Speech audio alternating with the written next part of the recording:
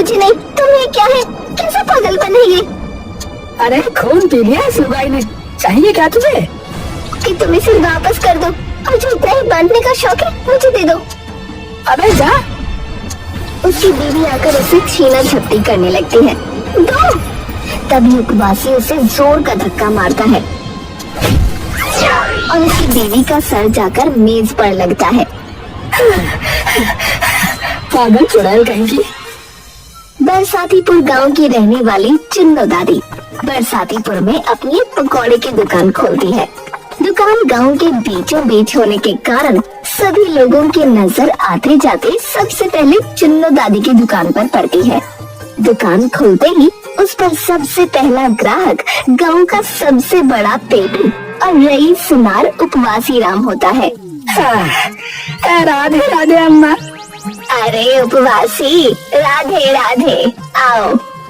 अरे ये क्या बवाल सिर पे दे लिया इस उम्र में अम्मा? क्या कर रही हो ये? हैं? अरे बस घर में खाली ही बैठती हूँ तो सोचा कुछ काम धंधा ही कर लूँ। अरे चलो भाई ठीक है, पर काम बढ़िया ढूंढा अम्मा है। मेरे मतलब का मतलब लगा दो 4 प्लेट फिर पकौड़े अम्मा है। ठीक है, ए लिंबू जरा 4 प्लेट पकौड़े लगा दे भैया के लिए। अभी लगाता हूँ दादी फर्राटे से। लिंबू फटाफट से उपवासी के 4 प्लेट पकौड़े लाकर उसके सामने रख देता है। उपवासी फटाफट वो पकौड़े खाने लगता है। अरे वाह वाह वाह वाह अम्मा।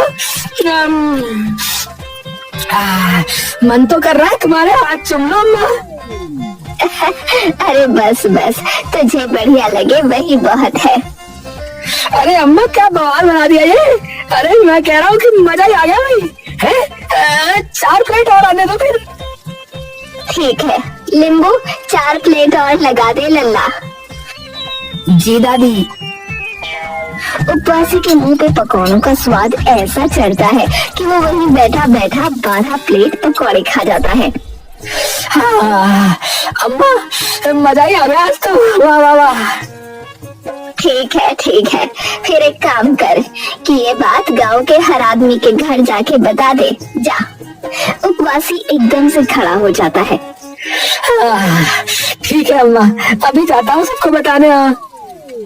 और सुन, कल फिर से आना पकौड़े खाने। जी अम्मा जी। उपवासी गांव के हर एक घर में जाकर चुन्नों के पकौड़ों की दुकान की चर्चा फैला देता है और अगले दिन ही चुन्नों की दुकान पर कई लोगों की भीड़ इकट्ठी हो जाती है। सरपंच, लोहार, हर किसान, हर आदमी चुन्नों की दुकान के बाहर आकर पकौड़े चखने के लिए खड़ा हो जाता है। हाँ, अरे चुन्नो बहन, जरा मुझे भी खिलाओ अपने पकौड़े। हाँ, मैं भी तो देखूं कि क्या रच दिया तूने ऐसा है। तभी वहाँ खड़ा एक किसान काशीनाथ भी बोल पड़ता है। हाँ अम्मा, जरा जल्दी से दो फिर हम भी निकले फटाफट अपने खेत पे। हाँ, हल भी तो जोतना है। अरे आओ सभी, चिंता मत करो, बस 5 मिनट में गर्मा गर्म पकौड़े देखो कैसे लगाए अभी। ए लिंबू, सबके लिए पकौड़े लगा लल्ला फटाफट। अभी लाया बस दादी फर्राटे से। लिंबू लाकर सबको पकौड़े परोस देता है। सभी वो पकौड़े बड़े चाव से खाने लगते हैं। अरे वाह वाह। वाह चुन्नो, अरे क्या बना दिया रे तूने। क्या जादू है भैया। अरे ये तो बस जादू ही जादू है। अरे भाई वाह, स्वाद ही आ गया अम्मा जी। अरे बिल्कुल मजा बात दिया आप तो। हाँ, अरे क्या करे तुम्हारे लिए चुन्नो बताओ है। तुमने ऐसे पकौड़े खिला दिए कि सब फेल है इसके आगे है। चुन्नो हंसने लगती है। तभी उपवासी वहाँ हिलते डुलते दुकान पर आ जाता है। राम राम अम्मा, आ गया। अब मेरे पकौड़े ले आओ फटाफट 10 प्लेट। हाँ? अरे तेरी, अरे पहले एक तो खा के देख ले। अरे देख दाग तो चली लिया था खा के। आज तो बस राई नहीं है ये बिना पकौड़े खाए। आजा आजा बैठ जा, अभी लाई तेरे लिए भी पकौड़े। अरे मेरे सोने की तरह ही तुम्हारे पकौड़े भी खरा सोना है अम्मा, खरा सोना। सरपंच थोड़ी देर बाद अपने घर वापस लौट आता है। उसे देखते ही उसकी बीवी आग बबूला हो जाती है। आ गए मुखिया जी, मुझे लगा कहीं आपको बुलाने के लिए यहाँ भी पंचायत न बुलानी पड़े। अरे क्या है तुझे, है क्या? अरे मुझे नहीं, तुम्हें क्या है? मंदिर जाना था आज भोग चढ़ाने, 3 घंटे बाद आए हो। अरे तुम बैठने दो जरा इस बूढ़े शरीर को। हाँ भाई, आज तो थक गया बिल्कुल ही। ऐसा क्या कर लिया भाई? खाने तो तुम पकौड़े गए थे, थक के कैसे आ गए? अरे अरे कुछ नहीं, तू नहीं जानेगी। हाँ अरे बताओ ना क्या हुआ? अरे कुछ नहीं हुआ, तू जाके जो है अपना काम कर। हाँ, मैं थोड़ी देर जो है आराम करने जा रहा हूँ भाई ऊपर। सरपंच वहाँ से फटाफट ऊपर निकल जाता है। तुम्हें क्या हुआ अचानक से?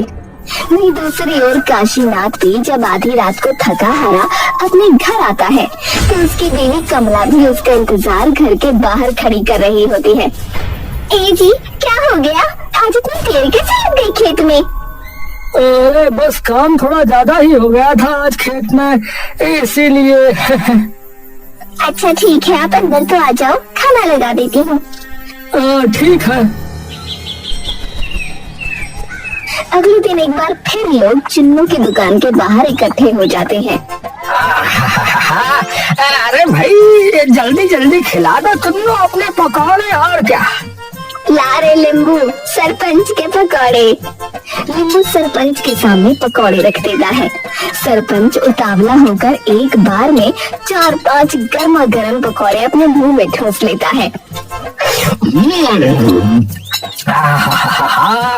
अरे भैया गरम गरम, बढ़िया बढ़िया नरम नरम पकौड़े। भैया बहुत ही बढ़िया, भैया बहुत ही मजा आ गया। सभी लोग पकौड़ों पर टूट पड़ते हैं। तभी एक छोटी सी बच्ची रिमी भी भीड़ देखकर दुकान पर आ जाती है। दादी दादी, चुन्नू उस बच्ची की ओर बड़े अविश्वास से देखती है। क्या है? दादी दादी, मुझे भी पकौड़े दे दो ना, मैंने बहुत देर से कुछ नहीं खाया है। पैसे हैं ये पकौड़े खरीदने के? नहीं दादी, पैसे तो नहीं है मेरे पास, अब बस मुझे थोड़े से पकौड़े दे दीजिए ना, मेरा उतने में ही पेट भर जाएगा। अरे जा यहाँ से, कुछ नहीं मिलेगा। तभी रिमी अपने छोटे छोटे पैरों से दौड़कर अचानक से चिन्नू की साड़ी पैरों में से पकड़ लेती है। दादी दे दो ना, बहुत भूख लगी है, थोड़े से बस, दादी प्लीज ना। तभी चुन्नू गुस्से में आकर अपना पैर जोर से झटक देती है और रिमी दूर जा गिरती है और गिरकर बिलख बिलख कर रोने लगती है। सब लोग अचानक ये देखकर खड़े हो जाते हैं। सभी लोग बैठ जाओ और चुपचाप खाओ। सभी लोग चुपचाप बैठ जाते हैं और पकौड़े खाने लगते हैं। और तू ए लड़की, देख मत चाहिए मुझे आगे से मेरी दुकान पे, वरना भी जमीन पर गिराया है, अगली बार घसीट दूंगी। रिमी रोते रोते अपने घर चली जाती है और जाकर सारी बात अपने मम्मी पापा को बता देती है। रिमी का पिता जोगिंदर तभी सरपंच के घर पहुंचता है। सरपंच जी। जोगिंदर की आवाज सुनकर रंजना तुरंत बाहर आ जाती है। क्या हो गया? अरे कौन आ गया भाई? सरपंच जी, मुझे कल पंचायत बिठवानी है। अरे ठंडा हो जा पहले। हाँ? और ये बता कि हुआ क्या? अरे हुआ क्या है? अरे सरपंच जी, आप तो ऐसे बात कर रहे हो जैसे कि आपको पता ही नहीं कि हुआ क्या। अरे उस चुन्नू ने आज मेरी फूल जैसी बेटी को लात मार दी और आपने भी सब देखा था सरपंच जी, फिर भी कुछ नहीं किया। रंजना चौंक कर सरपंच की ओर देखती है। वो तेरी लड़की थी? हाँ सरपंच जी, हाँ। अगर मेरी बच्ची ने थोड़ा सा खाने के लिए कुछ मांग भी लिया तो कौन सा पाप कर दिया ये बताइए।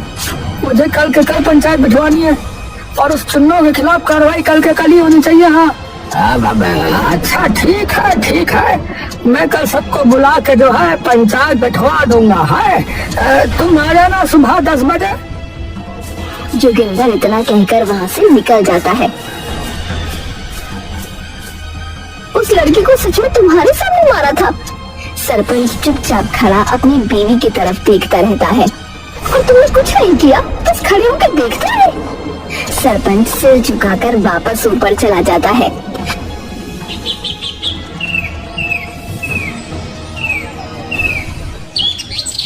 अगले दिन पूरी पंचायत बैठती है, जहाँ चुन्नो, उपवासी, काशीनाथ, जोगिंदर और उनकी बीवियां भी मौजूद होती हैं।